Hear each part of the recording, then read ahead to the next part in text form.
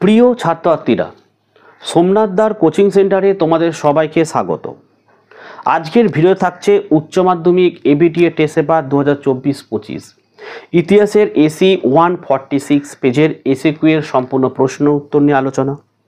এর আগের আমি 3টে পেজের ভিডিও আপলোড করেছি, এই ভিডিও ডেসক্রিপশন বক্সে লিঙ্কে ক্লিক করে দেখে নিও এবং এই ভিডিওটা অবশ্যই তোমরা প্রথম থেকে শেষ অবধি দেখো, তাহলে আমি এর মধ্যে পিডিএফের পাসওয়ার্ড বলে দেবো, তোমরা অবশ্যই পাসওয়ার্ডটা দিয়ে পিডিএফটিকে ডাউনলোড করে নিতে পারো। তো চলো আমরা ভিডিওটি শুরু করি। দেখো, 1 নম্বরের প্রশ্ন হচ্ছে অবশিল্পায়ন কি? এর উত্তরটা আমরা এসি 95 পেজে বলে দেওয়া হয়েছে, তাই আর এখানে লেখা হয়নি, তোমরা কোশ্চেন 5-এর অথবাতে পেয়ে যাবে উত্তরটি, ঠিক আছে। 2 নম্বর প্রশ্ন, সাম্প্রদায়িক বাঁটোয়ারা নীতি কে ঘোষণা করে? লিখবে ব্রিটিশ প্রধানমন্ত্রী র্যামসে ম্যাকডোনাল্ড 1932 সালের 16ই আগস্ট। 3, হিন্দু কলেজের বর্তমান নাম কি? লিখবে প্রেসিডেন্সি বিশ্ববিদ্যালয়। 4-এর প্রশ্ন হচ্ছে বিধবা বিবাহ আন্দোলনের প্রধান উদ্যোক্তা কে ছিলেন? লিখবে ঈশ্বরচন্দ্র বিদ্যাসাগর। 5, লগ্ন চুক্তি কাদের মধ্যে হয়েছিল? লিখবে 1916 সালে কংগ্রেস ও মুসলিম লীগের মধ্যে। 6 নম্বর প্রশ্ন, কোন জাহাজে নৌ বিদ্রোহ শুরু হয়েছে? লিখবে তলোয়ার জাহাজে। অথবা প্রশ্ন, এশিয়াবাসীদের জন্য এই স্লোগানের উদ্দেশ্য কী ছিল? লিখবে দ্বিতীয় বিশ্বযুদ্ধের সময় জাপানের স্লোগান ছিল এশিয়াবাসীদের জন্য এশিয়া। এর মূল উদ্দেশ্য ছিল পশ্চিমী শক্তিগুলি নয়, এশিয়ার কর্তৃত্ব স্থাপন করবে জাপান। 7-এর প্রশ্ন, চার্লস উড কে ছিলেন? লিখবে বোর্ড অফ কন্ট্রোলের সভাপতি। অথবা প্রশ্ন দেখো, সত্যশোধক সমাজ হবে প্রতিষ্ঠা কে করেছিলেন? জ্যোতিরাও ফুলে। 8-এর প্রশ্ন, কাওতাও প্রথা কি? দেখো, এই উত্তরটিও আমাদের হয়ে গেছে এসি 5 কোশ্চেন নাম্বার 5-এর অথবাতে পাবে। আচ্ছা, অথবা প্রশ্ন দেখো, চীনে মুক্তদার নীতি কে প্রবর্তন করেন? এই উত্তরটি আমাদের হয়ে গেছে এসি 61-এ পাবে কোশ্চেন নাম্বার 2-এ। 9 নম্বর প্রশ্ন দেখো, সত্য বিলোপ নীতি কে প্রবর্তন করেন? লিখবে লর্ড ডালহৌসি। 10-এর প্রশ্ন, কোন মার্কিন সেনাপতি সর্বপ্রথম জাপানে পদার্পণ করেন? এই উত্তরটি আমাদের হয়েছে এসি 95 কোশ্চেন নাম্বার 3-এ পাবে।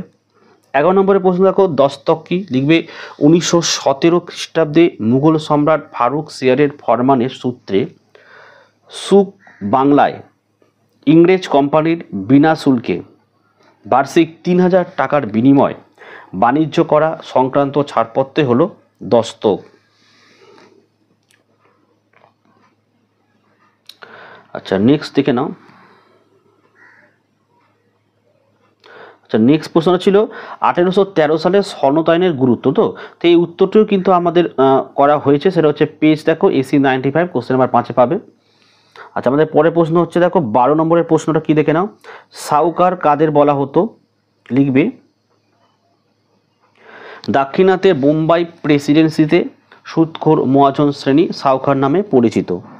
13 দেখো 100 দিনের সংস্কার বলতে কি বোঝো? লিখবে চীনের অন্যতম বুদ্ধিজীবী কাউ ইউয়ে সংস্কারের দাবিতে 1895 সালে চীন সম্রাট কোয়াংসুকে একটি আবেদন করেন। এই আবেদন অনুসারে 1898 সালে চীন সম্রাট 100 দিন ধরে যে সংস্কার কর্মসূচি গ্রহণ করেন তাই 100 দিনের সংস্কার নামে পরিচিত।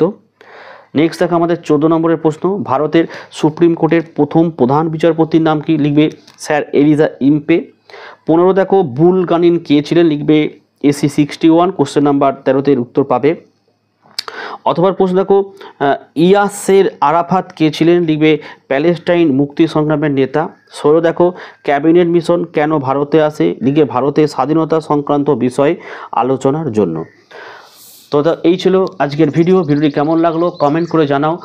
ভালো লাগলে একটি লাইক করো এবং ভিডিওগুলোকে প্রচুর পরিমাণে তোমরা শেয়ার করো, যাতে প্রত্যেকেই কিন্তু এই পিডিএফগুলো নিয়ে খুব দ্রুত পড়াশোনা শুরু করতে পারে, ঠিক আছে, এবং টেস্ট পেপারটা দ্রুত সলভ শেষ করতে পারে। ভিডিও ভালো লাগলে একটি লাইক করো এবং চ্যানেলে নতুন হলে চ্যানেলটিকে সাবস্ক্রাইব করো, পাশে থাকা বেল আইকন প্রেস করে অল নোটিফিকেশনটাকে অন করো, যাতে আমি যখনই কোনো ভিডিও আপলোড করব সবার প্রথম যেন তোমার কাছে পৌঁছে যায়। তো আজকের ভিডিওটি আমি এখানেই শেষ করলাম। তোমরা প্রত্যেকেই ভালো থেকো এবং সুস্থ থেকো।